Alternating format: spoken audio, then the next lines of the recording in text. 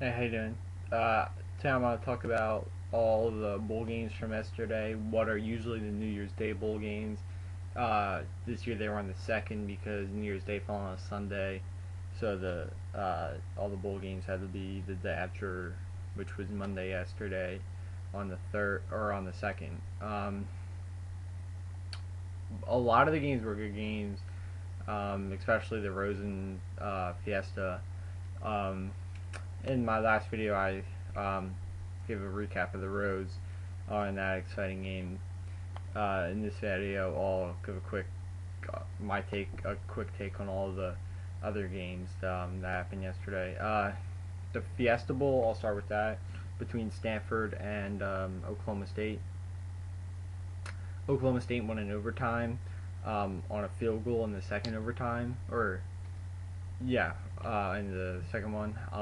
Or sorry, in the first one. In the first overtime, Oklahoma State won. Uh, I'll start at the beginning of the game and then move towards the end. For the whole game, I was very impressed with Andrew Luck, the Stanford quarterback. I thought I've watched a couple of Stanford games, and just from what I saw, I was probably say that was his best game of the year. And he's had an excellent year, so that's saying a lot. He was crisp, very accurate. He had a couple of nice deep throws. Showed great arm strength and accuracy on the deep throws, which is key. He had nice scrambling, either to his left or his right. He threw good passes on the move. He had a good escape ability. It's tough to sack him or get into the ground. He almost never makes a bad decision. Really didn't have one the whole game. He did have an interception, but it wasn't totally his fault. And the defensive back just made a really good play. But Andrew Luck was really flawless yesterday. He put Stanford in a position to win. And really Stanford probably should have won. But Andrew Luck had an awesome game. Stephen Taylor, Stanford's running back, also had an awesome game. Stanford's offensive line had a great game. Stanford's defense, can't really say the same thing, but I really want to stress that Andrew Luck had a great game, and so did Stanford's running back, Taylor. As for Oklahoma State, the thing I was most impressed with was Justin Blackman, the receiver, 3 touchdowns. Really, Stanford just couldn't cover him, especially when Oklahoma State needed Blackman to make a play. Blackman didn't start out straight, but once he got going, Stanford just couldn't stop him when Oklahoma State needed Blackman. Blackman had 3 touchdowns. Last night, Blackman really reminded me of Terrell Owens, especially when Owens was in his prime. Blackman got to the point of being uncoverable last night. Granted, Stanford doesn't have good defense or a good secondary, but Blackman was really impressive. I think you might hear that comparison a lot in terms of on the field style of play between Blackman and Owens, because neither of them had burning speed, although they were both really fast. In fairness, both of them were faster than most receivers, but if they don't have just the top notch speed, but both of them are big, physical, almost have a basketball mentality in terms of boxing out in basketball you box out to get the rebound or whatnot. In football, you can kind of box out the defensive back and make it impossible for him to come back and defend the ball when the quarterback throws it. Blackman's great at that. Blackman always finds a way to get open. He has good hands, and how Owens kind of had the ability to take a game over, I see that in Blackman. Last night you saw that with the 3 touchdowns. And another thing is that Owens did was Blackman's really good after the catch. It's tough to bring Blackman down. Just a simple slant or like a 5-yard out. Blackman can be dangerous if you don't wrap up and bring him down. He could go. So in that, I see similarities. As for the game itself, Stanford got the big lead early. They were at 14-0. Oklahoma State came back. Like the Rose Bowl, this game was tied at half. In the second half, Stanford still kind of they took the lead, and they were, I don't want to say in control, but they were winning for most of the game and in the second half.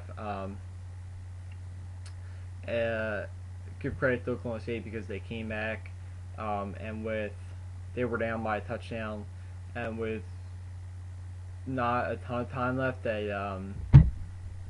had a drive, scored, tied the game up. But Stanford got the ball back and drove all the way down the field. And with what I would say is questionable play calling, they settled for the field goal because it was tied. It would have gave Stanford the win, and Stanford's kicker missed it. The game went in overtime. Stanford got the ball first in overtime. They didn't really do much with the ball. Once again, questionable play calling, I would say. It's not that they didn't trust Luck, but they just didn't let him, throw down the field to try to get either a touchdown or easier field goal. Stanford's kicker misses it again. Oklahoma State gets the ball. Whedon makes a really nice pass to a receiver. He looks like he scores. Turns out he was down to one. But Oklahoma State just runs a play, gets it to the middle of the field. Their kicker makes it. Oklahoma State wins the game in overtime. Congrats to Oklahoma State. They had a great year. They 12-1, and the one loss was in overtime. The loss to Iowa State at Iowa State. A really nice year for Oklahoma State, and a nice year for Stanford as well. They wind up going 11-2 with their two losses to Oregon and Oklahoma State. And Stanford played really well, especially their offense. If with any help from Stanford's defense or their kicker, Stanford would have won that game. They really, I don't like saying this, but they probably should have won. Not that Oklahoma State didn't play well, or not that they're not a good team, but Stanford they were up by 14 in the first half. They had to lead the whole second half. They drove all the way down the field at the end of the game. The kicker misses it. He misses the kick in overtime. So, in that sense, Stanford probably should have won, but congrats to Oklahoma State. Whedon and Blackman really kept them in the game the whole game. So good job to Brandon Whedon and Blackman. For the NFL purposes, really looking forward to seeing Andrew Luck in the NFL, and seeing with Blackman. Those two should be studs in the NFL. Both will probably be top 5, maybe even top 3 picks. That's a unique part of last night's game. Those two guys could go in the top 3. Maybe, I doubt, they might even go 1 and 2. I don't know if Blackman will go 2. He would more likely go 3. But we'll see. He's definitely good enough to go 2. He's good enough to go 1 because I think he'll, like I said, be like a Terrell Owens type in terms of he can dominate a game from the receiver position. He's really a good player. And same with Luck. I think he'll be. I mean, you've heard all the stuff about him. He really is that good. And it was a great game to watch. Some of the other games in the game between Penn State and Houston that I was talking about last week. Houston won 30-14. Great game by Case Keenum. Ended his career, which was really great career. Broke a ton of records. In the game, yeah, I mean, obviously I'm a Penn State fan, but Houston. Well, first of all, Penn State could not do anything on offense. Rob Bolden started a quarterback, and I don't want to say he was horrible, but I mean, Penn State could just not move the ball all year with him in. It didn't change this game. Bolden, he's just, whether he's not ready to start or he just never will be good enough, it's one of the things, but he really just wasn't prepared to play yesterday. And he had a couple interceptions. Because of that, Penn State couldn't get the run game going because Houston could just clog the box. Because then Bolden couldn't beat them throwing. Then Houston's offense was on the field the whole game, and they could just line up, shotgun, and throw the ball around with Keenum. Penn State pass rush was really disappointing. They've had such a good defensive line all year. They couldn't get any pass rush yesterday. I mean, and when I mean any, uh, none of the guys got any rush. I mean, we have all these good defensive linemen. None of them can get to Keenum. It got ridiculous. Um, and then Penn State's strength is this year was their defensive line and linebackers. So going into Houston, in that sense, where Houston plays all the 4 and 5 wide sets and they throw pretty much the whole game. It was a tough matchup because Penn State does have a good secondary, so I don't know what the problem was, but they really got shredded by Keenum, and I wasn't expecting. I thought Penn State could not shut Keenum down, but at least contain him. But I don't want to make it sound like defense was the problem for Penn State because it wasn't. The offense was the problem. I think if he put like a Darryl Clark, Pat Devlin, Anthony Morelli, any of those Penn State quarterbacks that we've seen, I think that game and the whole season is a different story. Because I think the defense will play better, knowing that they have the confidence that the offense can, score and sustain drives. So I think the defense was hurt because of that. But nonetheless, the defense can still, get turnovers, make plays, get some rush on the quarterback. Defensive backs can make plays on the ball. Really, none of that happened, especially later in the game. Houston had, I think, 17 points in the first quarter, and just from the start, Penn State was playing catch-up, and they couldn't do that because the way Penn State was going to win that game was running, playing ball control, and they were down the whole game. But as I said, great job by Case Keenum on his career and in that game. The other games, South Carolina beat Nebraska in the Capital One Bowl. Big win for South Carolina without Marcus Lattimore. Impressive that they could get that win against a pretty good Nebraska team. South Carolina has a really good defense. We saw that yesterday. Connor Shaw, South Carolina's quarterback, good job by him. So congrats to South Carolina on that bowl win. Florida beat Ohio State in the Gator Bowl. Nice job by Florida and Will Muschamp. Good way to end a disappointing year for the Gators. I was expecting a little bit more out of them. A lot more, I should say. I thought that they might have been the best team in the SECs coming in the year. Didn't turn out. They're probably the third best team behind Georgia and South Carolina.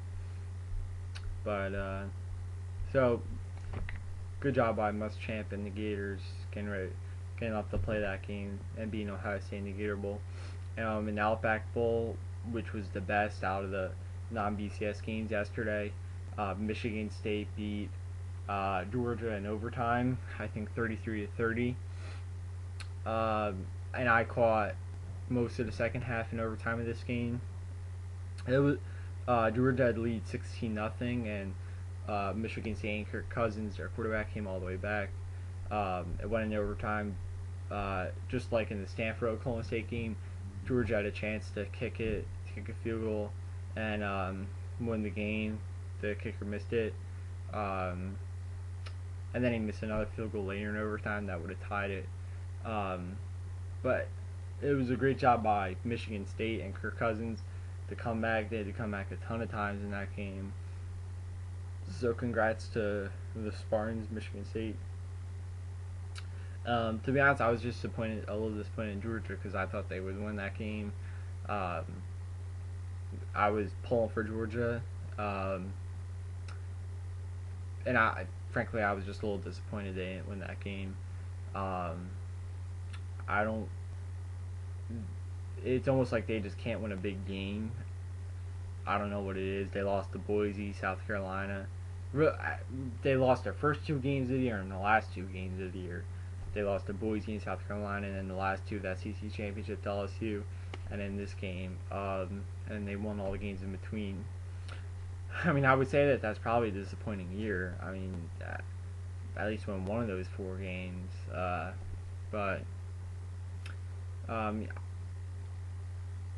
So I was disappointed in Georgia for not winning that game. I'll just be honest. I was pulling for them, um, and they didn't come through. Um, like I said, they had the opportunity to kick it and win, but didn't work out. But congrats to Michigan State and Kirk Cousins. They deserved that win. Um, it almost seems like towards the end they almost not necessarily wanted it more. Don't want to say that, but they always had more fire towards the end, and they almost looked like they were in better shape. To be honest with you, um,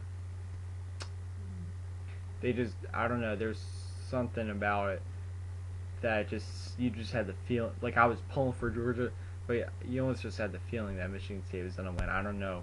Maybe it was just me. But I don't know. I just had a weird feeling during the game.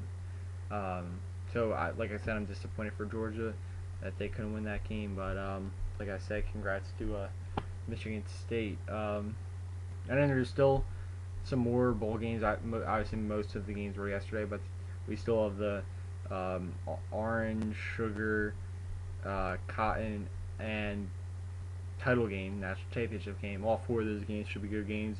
To me, especially the Cotton Bowl between Arkansas and Kansas State, and the Alabama LSU national championship.